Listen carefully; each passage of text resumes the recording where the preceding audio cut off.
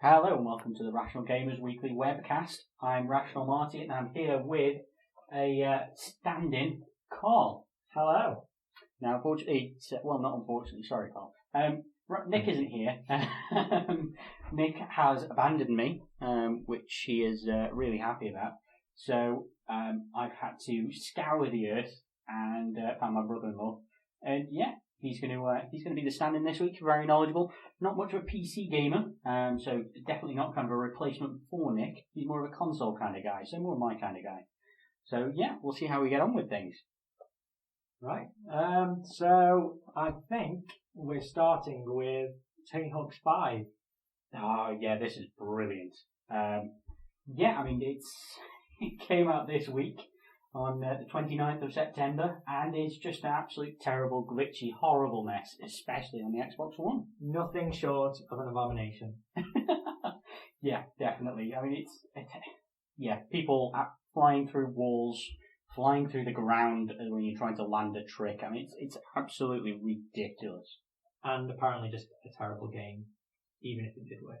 Yeah, I've heard the actual missions are meant to be terrible in comparison to all the versions. Barely any actual kind of content there. Yeah.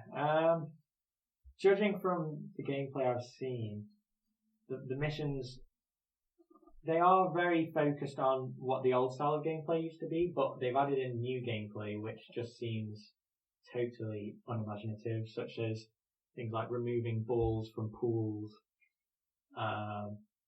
and everyone's favourite Superman 64 gameplay, flying through hoops. Brilliant. So. Yeah, and I mean, I don't know if any of our listeners have actually heard about this, the actual kind of talk that's been going around with the game itself, in that Activision were about to lose the rights. I mean, still might have lost the rights in 2015, and they had to release something. Well, if they still wanted to make any money, they had to release something in 2015. It just so happened that they did on the 29th of September, bearing in mind the 30th of September is the end of the financial year. So it sounds like they really rushed this out. They tried their best to get this out as soon as possible. Yeah. It especially doesn't help since I've heard that it seems like as consolation for how poorly the game is running, they are offering to give away free DLC. I don't know whether that's because of as a consolation for how badly it is, or whether this is literally stuff that should have been in the game but just wasn't finished in time for general release. So I think they've said it's two new levels and 5 new characters. Mm-hmm. Yeah, I mean, bearing in mind that this game, I think I'm right in saying this, has fewer levels than the first Tony Hawk's. Yeah, I think it's pretty close. Yeah, and specifically has reused a load of levels from previous Tony Hawk's, but made them smaller with less content. Yeah. Which, I mean, considering the fact that considering that we've now gone from the PlayStation 1 to the PlayStation 4 and the Xbox One, blah, blah, blah, blah, blah, and they're still managing to not put as much content in there, not put as much gameplay in there. It just screams that this was a rush job by, I don't know, it might actually be a decent developer. They just haven't been given the tools and time that they needed, but the publisher really is to blame here. Activision, you're a bunch of douchebags. Yeah, pretty much. It just seems like they've gone backwards in all aspects, really.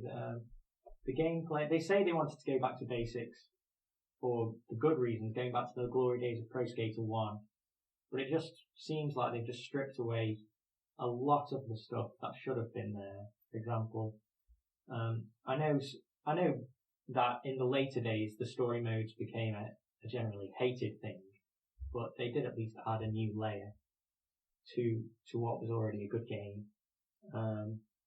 It just seems like they don't really know what to do with the series.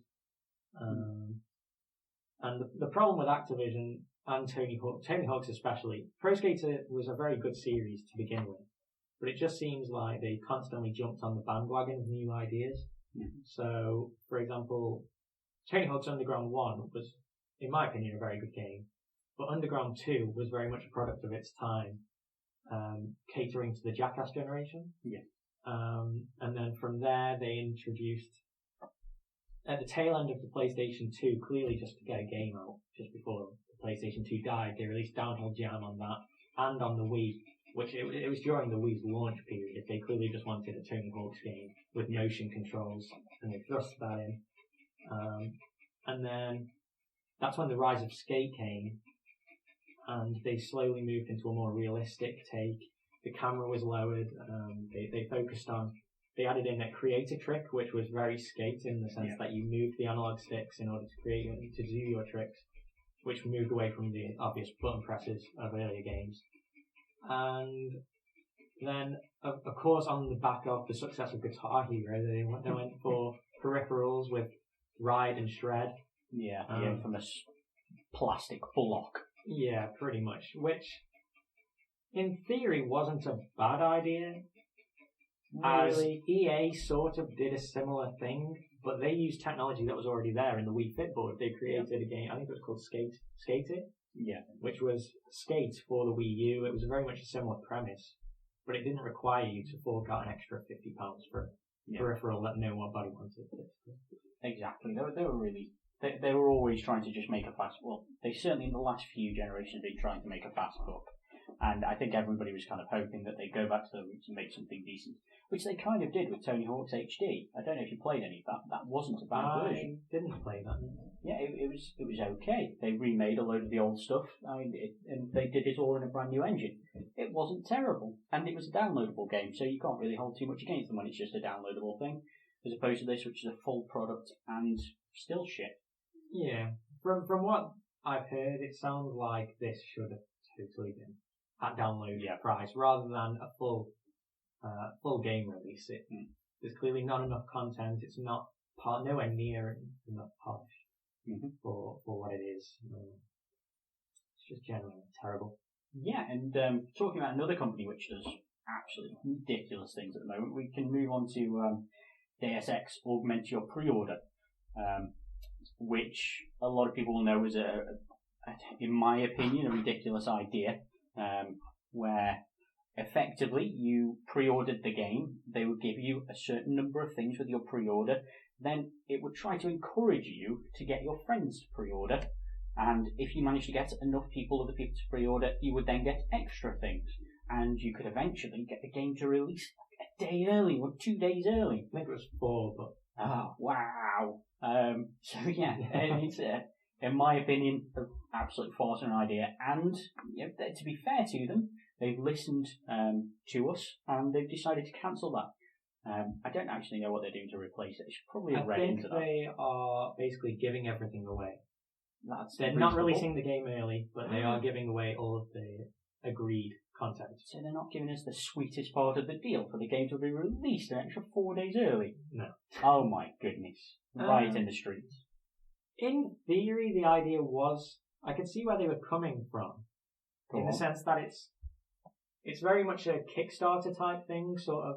Yeah. You pre-order, you get to the general idea of choosing what you want with your pre-order isn't actually a terrible idea, because a lot of the time pre-order things are mainly gimmicks. You get nonsense that you don't want. At least this way you can kind of filter out some of the rubbish and get something that might be cool. Like you see outfits and things might not be for you, but maybe you get something else that suits you more. And then to sort of have essentially Kickstarter stretch goals just over time, depending on how many people do pre-order, then you get extra stuff on top of what you already own. It's just a weird case when saying, oh, we'll release the game 4 days early.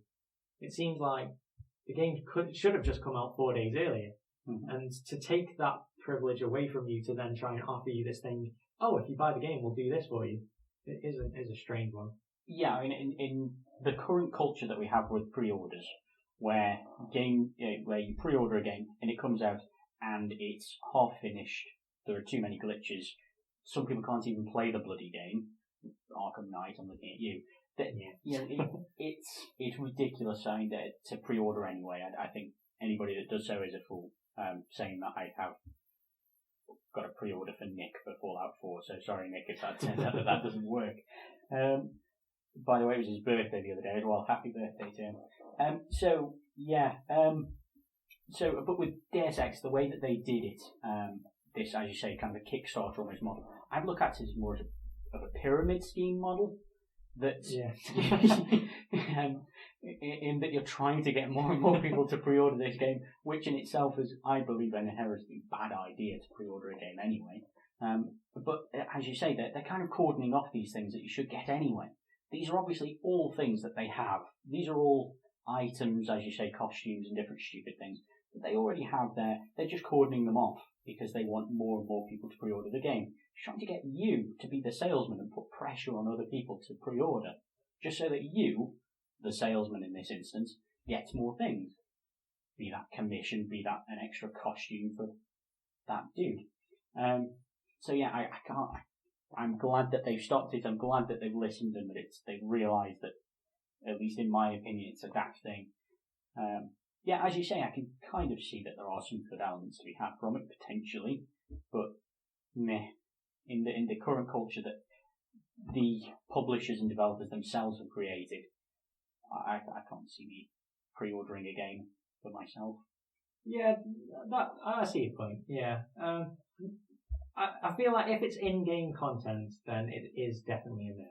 Because if they weren't going to give you that stuff, what were they going to do with it? Really, they were just going to keep it on a computer. It was never going to get seen. Or chances, most probably, they were going to release it as paid DLC. Yeah. Which, in some senses, that as a reward for the amount of pre-orders, getting something that should have been paid for free is kind of cool. But maybe if it was something like, if it was physical content, maybe stuff that they hadn't actually made, maybe if they said, oh, if X number of people pre-order, we'll send you a t-shirt or something. Yeah, I mean, that's actually pretty reasonable. That's, as I'd say, kind of closer to the Kickstarter model in that they're basically saying if we get this many pre-orders, we know we're going to make this much money, so we can afford to make all these crap badges or whatever else. I actually kind of agree with that. Nice thinking. If anybody's actually I should be on their marketing team. yeah, that works. I'm definitely with that idea. So, I mean, there's a bit of a break in between the next two things that are coming up. You were lucky enough to go to EGX this last weekend. Yes, I was. It was very enjoyable. I was only there for one day, so unfortunately, time restrictions and generally long queue times on some games meant that I couldn't play everything I wanted. So I didn't manage to get to play, for example, Star Wars Battlefront, which luckily is coming out. The beta is being released next week anyway, so I'll be on that hopefully. I didn't get to play Halo 5, again because of long queue times, or Mirror's Edge. Some games that I would have really enjoyed to be playing, but I did play a few games. One of which was the new Guitar Hero. Yep. I did. Something that, to be fair, I played some of the old Guitar Heroes. Again, Nick was a really big fan of some of the old Guitar Heroes as well. We used to have some quite decent band sessions in university. But I mean, you yourself, I mean, are probably a far bigger Guitar Hero fan than either of us put together. Yeah, I've played most of the Guitar Heroes, with the exception of the very first one I missed, because I was a late starter coming around on Guitar Hero 2. I missed out some of the sort of exclusive artist ones like Aerosmith and Metallica, just because I preferred the range from the main series. And I have to say, I'm very excited for Guitar Hero Live. It's a weird one in the sense that it feels familiar. As soon as you pick it up and play, you instantly know you're playing a Guitar Hero game. But despite that, it's completely new and like fresh, and basically removes any of the boredom that you might get from years of playing Guitar Hero. For example, like with Rock Band 4, I am excited, but nowhere near as much as I am about Guitar Hero, just because I feel like I'm probably going to pick that game up and go through the songs. I'll be so good at the game after years of practice that I'll speed through it and then I'll put it down and I'll never play it again. Whereas Guitar Hero, it's going to be like starting from scratch. I'll have to relearn all of the rules of the game. The demo I played, I had a chance to play it twice, luckily. So I played Royal Blood, Little Monster, and Black Keys, Gold on the Ceiling. I began on regular, which is obviously sort of your medium level from the original games. And it didn't actually seem that difficult at first. You play the black keys and then you'll swap to the white keys, which are your top keys. And every now and then you'll just have to press both at the same time. And it doesn't seem too difficult. But then the lady at the booth, she recommended I try putting the difficulty up because I was saying to her how easy it was. But as soon as I turned it up, I was terrible. And I'm someone who normally plays on expert or hard where I can on the old Guitar Heroes. And as soon as I turned it up to hard on this new Guitar Hero, I had no idea what I was doing. I instantly had to turn it back down. And just coming from that angle of not knowing how to play a Guitar Hero game while at the same time knowing I'm playing a Guitar Hero game is really exciting. Brilliant. I mean, it's something that I wouldn't necessarily have probably looked at too much, but now that you said, kind of talk to me about it, tell me how it was, I am looking forward to it. I don't suppose you've heard about the downloadable content for it?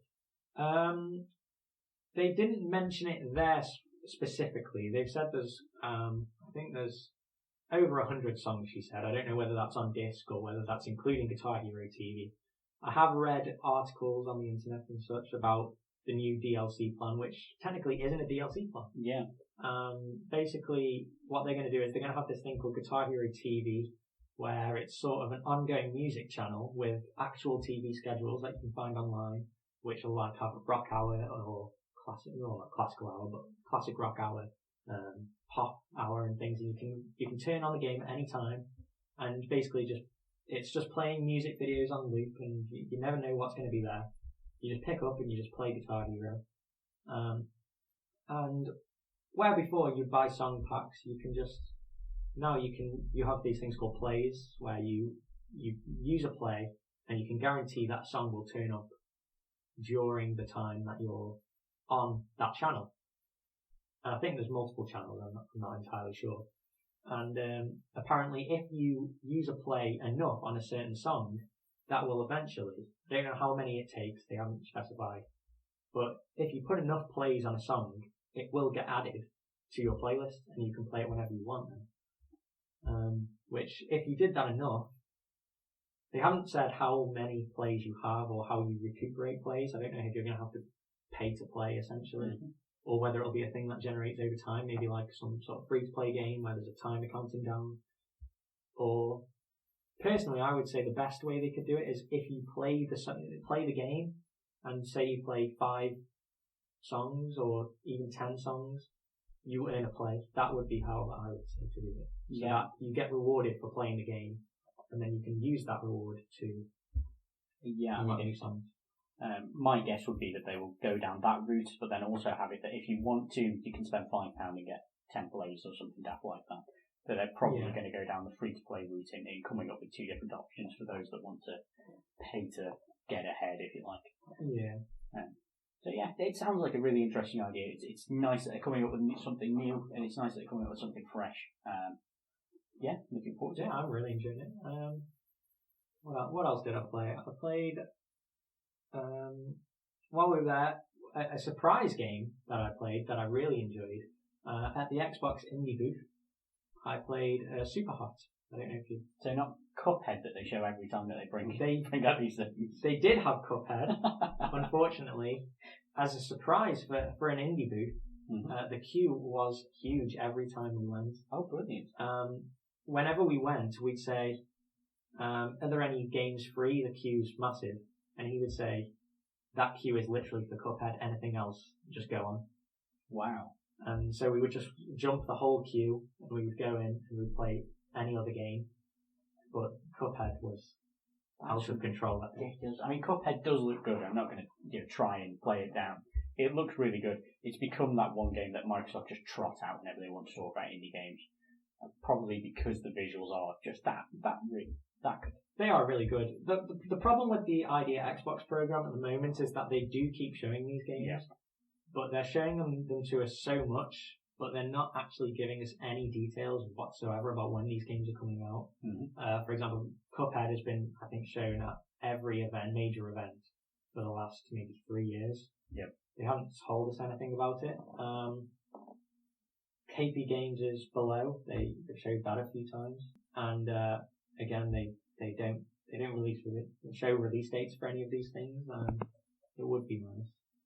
On top of Guitar Hero, which was amazing, we've also played Homefront: The Revolution, which is a game that obviously already people aren't too sure about.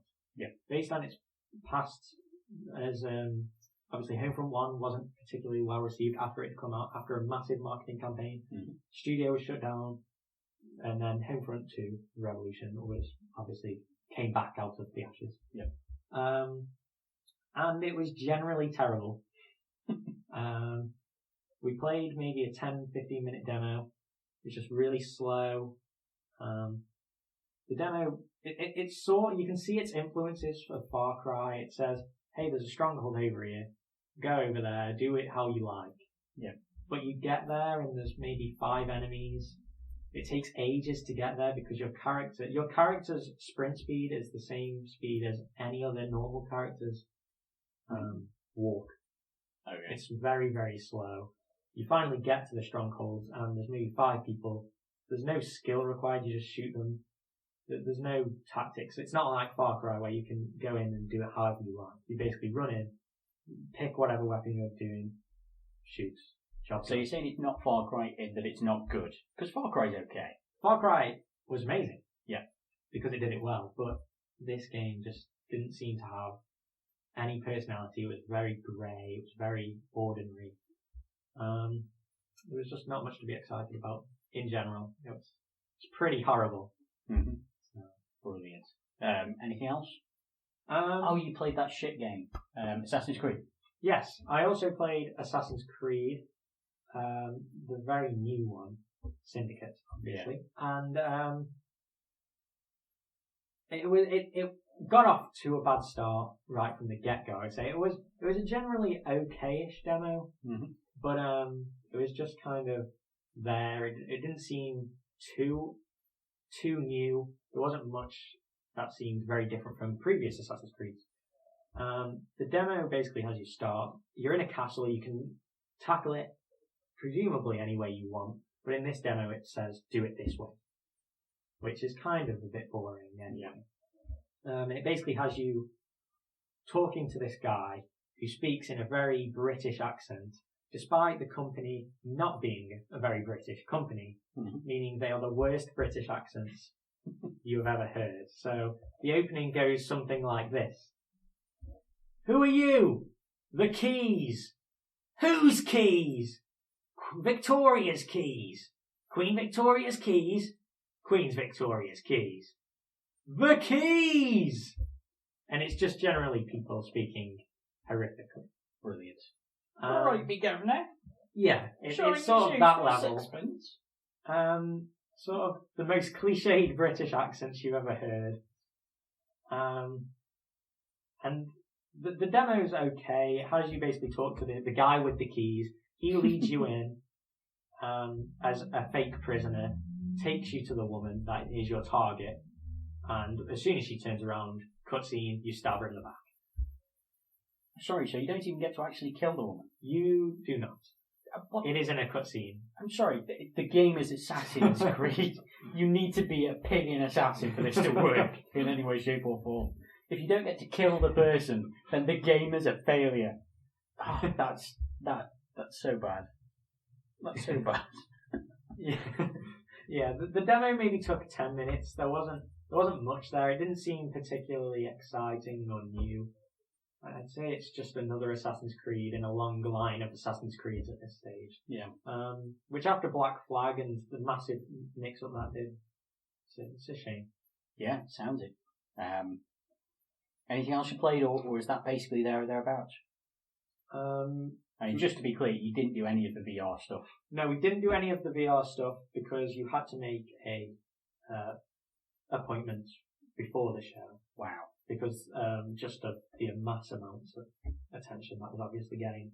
Did you get to see any of it? Were there kind of any videos of it going on? They didn't actually really. It wasn't really open to the public per se, so you couldn't really see much that was going on. You could see people sitting in a seat moving their heads, but you had no idea what was going on. It all looks very weird, which says a lot about what the future of gaming is going to be. Yeah. It's going to be people sat in a room while a load of other people are sat around staring at them just in awe of how stupid they look.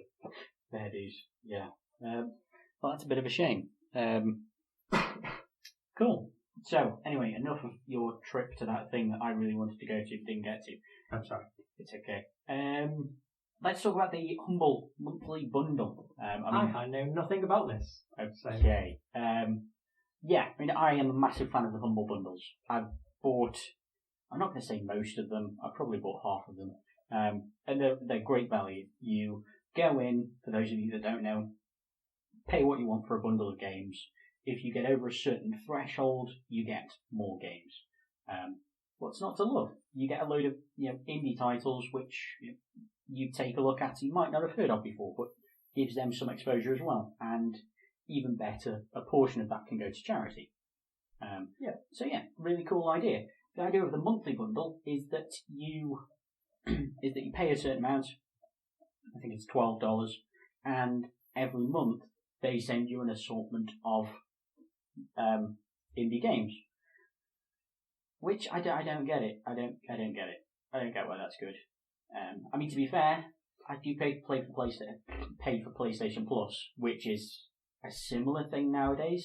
You don't tend to get many AAA titles. You do just get some indie games.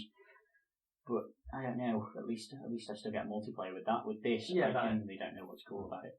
Yeah. I can sort of see what they're going for in some ways. I suppose it's sort of like the loot crate, where each month you receive a box of goodies. You don't know what's in it, but at the same time, the problem with loot crate is sort of you don't know what you're getting. You get a box every month, and it could be filled with any sort of nonsense that you don't want, you don't like. Yeah, I mean, have you ever actually gone through the loot crate thing, or had a friend that does the loot crate thing? I have seen what it is, and I've seen bits, and some of the stuff looks cool, but generally there's a lot of tat.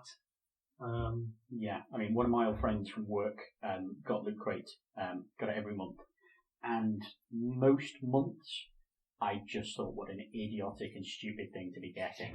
I didn't like most of the stuff in there. Some of the stuff was just, as you rightly said, absolute tat. Stuff that you'd see in the bargain basement bin of some indie store, I don't know. If that's what they're going for, if they're going for that loot crate feel, probably the wrong direction to go in.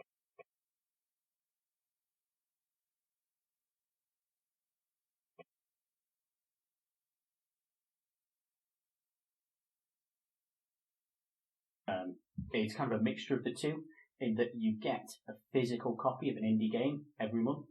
All right, yeah. You get kind of a proper box for it. You get a little flash drive with it on, kind of themed, and you get some, an art book and different other bits, which is kind of a cool idea. Again, you get the same issue with the indie bundle, isn't it? You don't know where.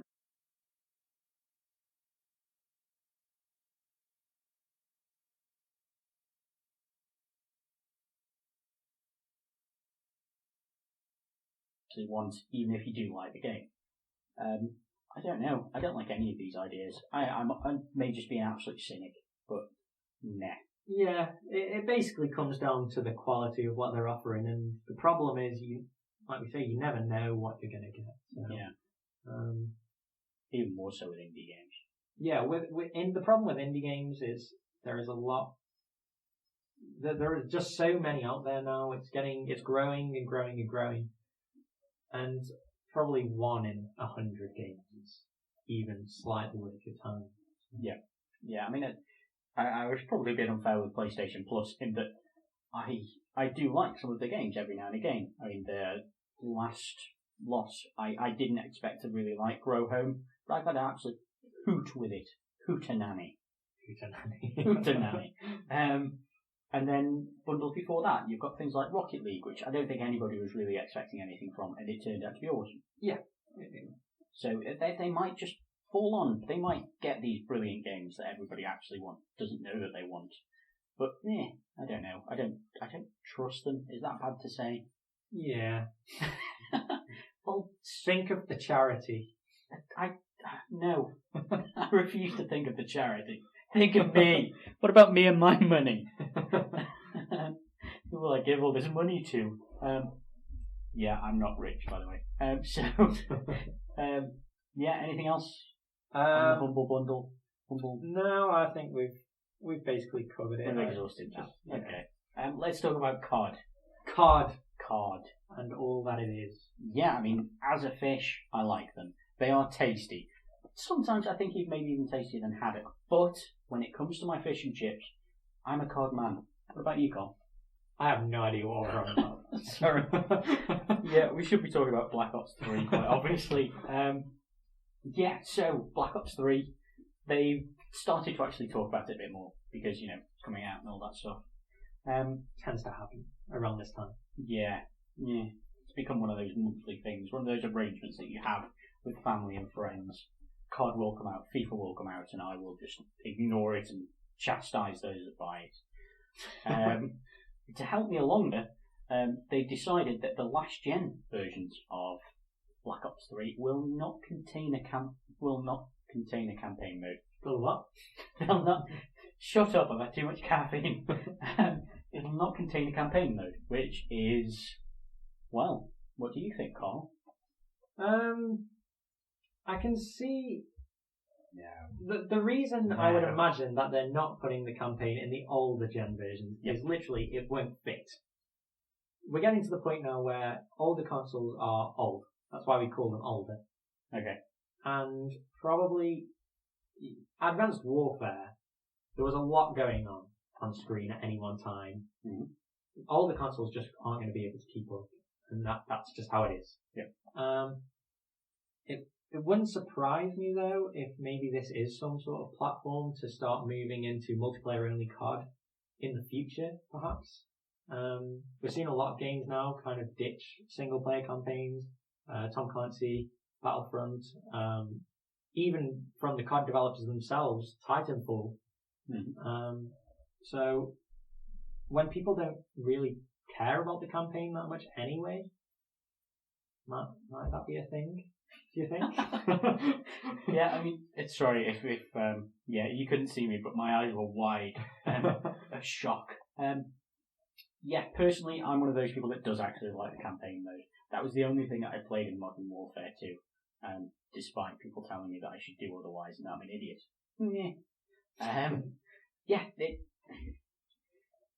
To me, it feels like they're just trying to push people away from the older consoles. They know they've got those excuses there. They didn't have the time. They didn't want to bother, whatever. If they wanted to put the campaign mode on there, in my view, they probably could have done. They'd have had to have cut some things, maybe. But to cut the whole thing, that's pretty extreme. Yeah. So to me, they're just trying to say to people, look, we've still brought this out on here. You can still play it if you bloody well want to, but let's face it, you're living in the past now. You need to move on to the newer consoles. Which I understand, but then why not just not bring it out on the other consoles?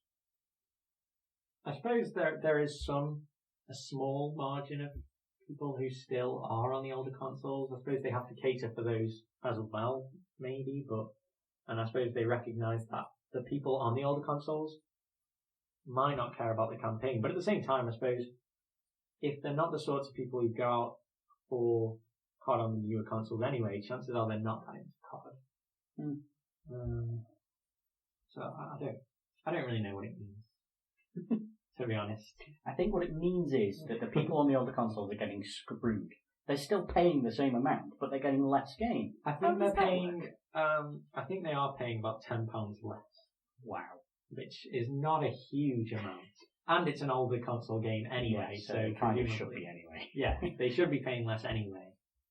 But I think they have announced that there's a slight price drop for those without the campaign. Yeah. So they basically say to these people, look, we're going to screw you over, so here's a little bit of your money back. Sorry, guys. Yeah, I'm not a fan today. I'm not a fan of anything today. I'm sorry, I'm going to be pretty negative. So to carry on that negativity, have you seen the ad campaign? Which ad campaign? For COD. The super terrible one about terrorism. Yes. Yes, I have seen that. I mean, what were they thinking, really? Do you want to fill them in on what it is? You go for it. Basically, what they have done is I believe it's on Twitter.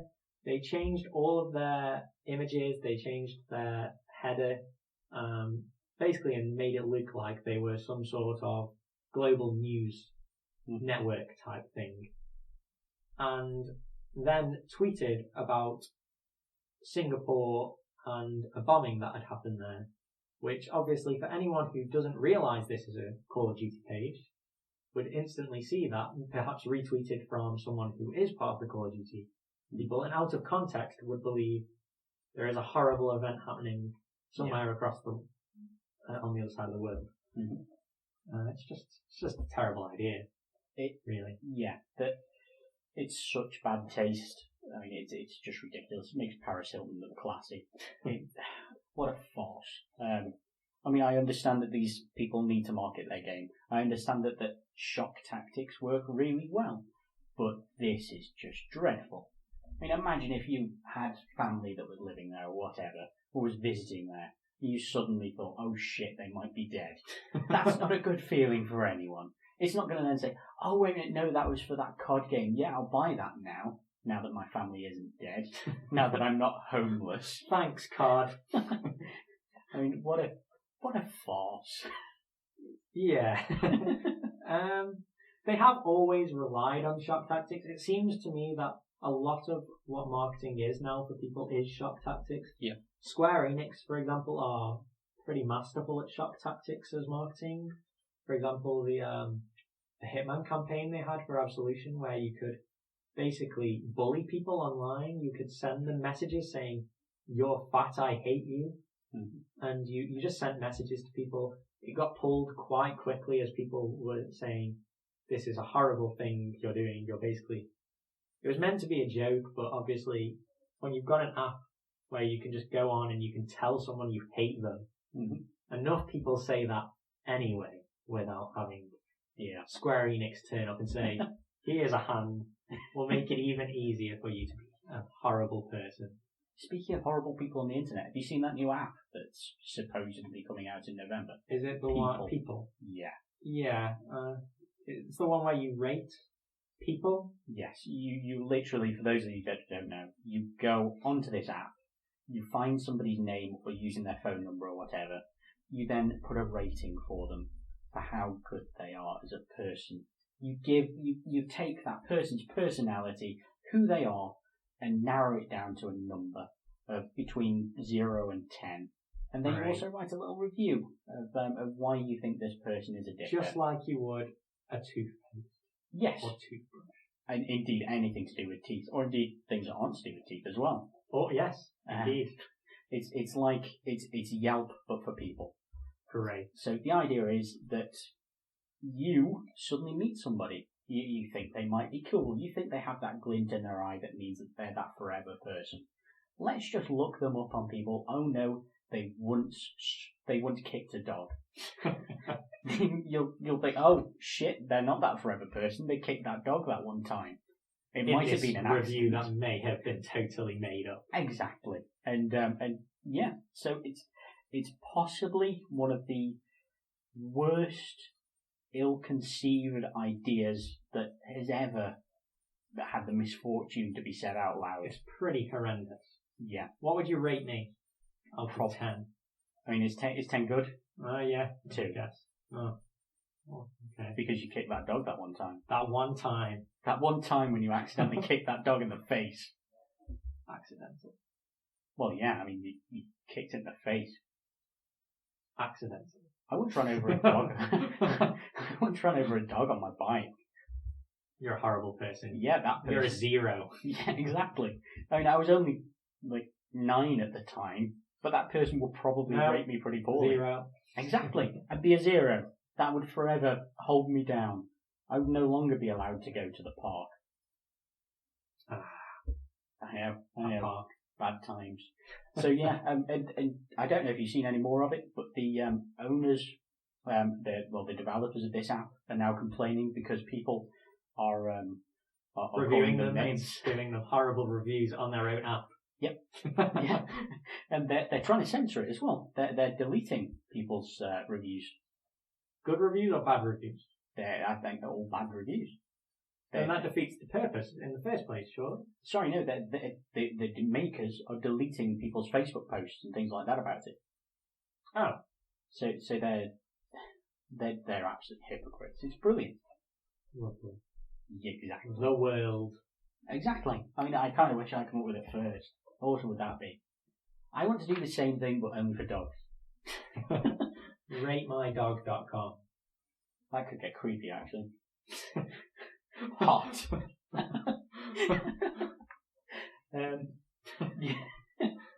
Yeah, so thanks for joining us. This has been Marty and special guest Karl. That is me. Yeah, for Rational Gamers this week. Hope you've had a good time. If you've got any questions or anything like that, feel free to get in touch with us. We've got a website, rationalgamers.com. Check out some of our Let's Plays. They go up all the time for some reason. Yeah, I'm currently playing through Super Meat Boy, and I'm awful at it, so feel free to have a look at that. Or listen to Nick go on about, I don't know, whatever games he's playing.